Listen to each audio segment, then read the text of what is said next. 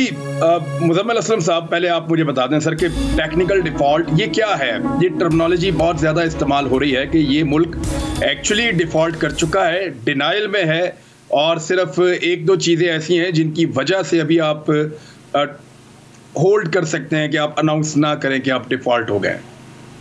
इस डिफ़ॉल्ट की बात को ना आज इस तरह कर लेते हैं हिसाब किताब की शक्ल में, ताकि लोग खुद फैसला कर लें कि है क्या। क्योंकि आपको पता है कल अभी चल रहा था कि जी जो मुल्क में मनफी बातें करेगा उसको भी हम उठा लेंगे, तो वो एक नया आजकल ड्रामा शुरू हो गया। तो अब मनफी बात करते हुए भी डर लग रहा है। तो खैर वो जब होगा देखा जाएगा। देखिए जी, आपने बताया, सलमान शाह डॉक्टर साहब ने बताया कि 5.8 अरब डॉलर आज हुकूमत पाकिस्तान के खजाने में है। ठीक है जी, इसमें से आप ही दोनों ने बताया कि सऊदी अरब के 3 अरब और चाइना के 2 अरब डॉलर अछूत हैं, उसको हाथ नहीं लगा सकते। फर्ज करें डॉक्टर साहब वाली बात के जी अछूत नहीं है कि आप इस्तेमाल कर सकते हैं, लेकिन इसके अलावा 4.5 अरब डॉलर जो आम आदमी का बैंक में डॉलर का डिपॉजिट है वो इस वक्त स्टेट बैंक में इस्तेमाल कर लिया हुआ है। यानी कि जो 5.8 अरब डॉलर है ये इसके अंदर ही है। तो अगर आज सारे जो वो पैसे वापस करने पड़ जाए तो रह जाते 1.3 अरब डॉलर।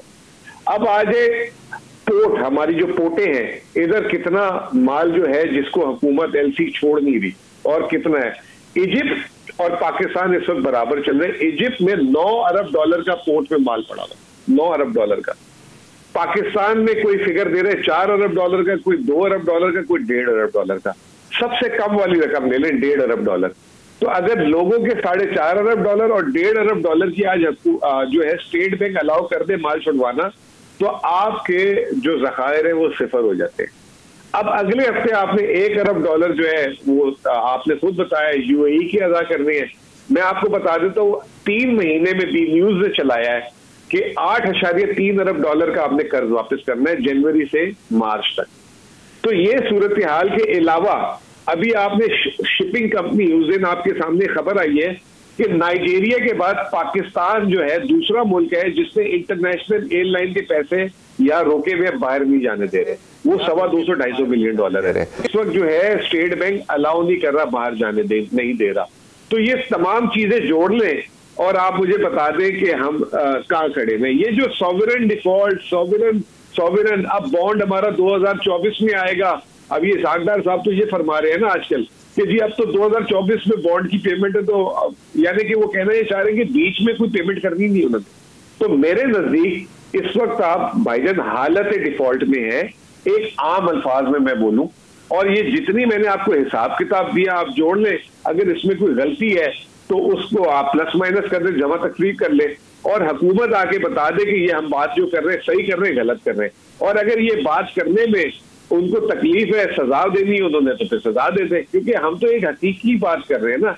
बार बार इसाकदार साहब बोल रहे हैं कि जी ये ऑपोजिशन वाले जो है मुल्क में पैनिक कर रहे हैं जिसकी वजह से लोग डॉलर और सोना ले रहे हैं। भाई ये मईशत है, मईशत ये बयानियों पे नहीं होती। मईशत जो है डेटा आता है हर हफ्ते, जो है स्टेट बैंक डेटा देता है ज़खायर का, इदारे शुमारियत महंगाई का डेटा देता है। इसके अलावा जो है आलमी इदारे जो है अलग अपनी रिपोर्ट देते हैं, अपने तस्वीर देते हैं, रेटिंग एजेंसीज देती हैं। हम तो वो जो डाटा आता है उसमें बात कर देते हैं कि जी ये अब ये नया डाटा आया। अब कल एफबीआर ने टैक्स का डाटा दिया है 225 अरब रुपए सिर्फ दिसंबर के महीने में जो है टैक्स का शॉर्टफॉल है।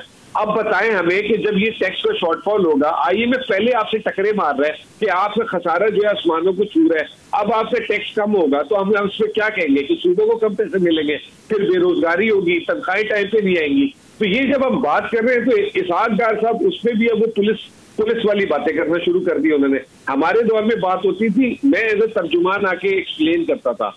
हम अगर कोई अखबार में लिखता था तो हम उससे रिबटल देते थे, हम जो है दलील से दलील के जवाब देते थे। अब ये अगर कह रहे हैं कि डंडे मार के हम सारों को चुप, आधा मीडिया तो चुप है वैसे ही माशाल्लाह, बात ही नहीं करता। वो सिर्फ घड़ी रात को मिलती है, वो घड़ी पे शुरू हो जाते हैं। कभी वो कह देते हैं अब सुप्रीम कोर्ट मिल गया आजकल कि 2018 में एनआरओ इमरान खान साहब को दिया था, वो दिया था, वो दिया था, जहांगीर तरीन की पल्ली चढ़ा दी थी। तो मीडिया को तो लगाया हुआ उस तरफ। और अगर डाटा पे बात कर रहे हैं, अगर कौम से कोई बात बता रहे हैं तो वो हमें जो है वो इस वक्त हमें कह रहे हैं कि जी हम लोगों में पैनिक फैला रहे हैं। मुझे तो समझ ही नहीं आ रही बात इस वक्त। ठीक है। सबसे बड़े चैनल बोल न्यूज के एंकर मखदूम शहाबुद्दीन के प्रोग्राम अब बात होगी ने रेटिंग के तमाम रिकॉर्ड्स तोड़ दिए। मैं हूं मखदूम शहाबुद्दीन और आप देख रहे हैं अब बात होगी। 46% नाजरीन ने बोल न्यूज को देखा। सोशल मीडिया पर भी सबने सब्सक्राइब करें और बेल दबाएं ताकि कोई खबर रह न जाए।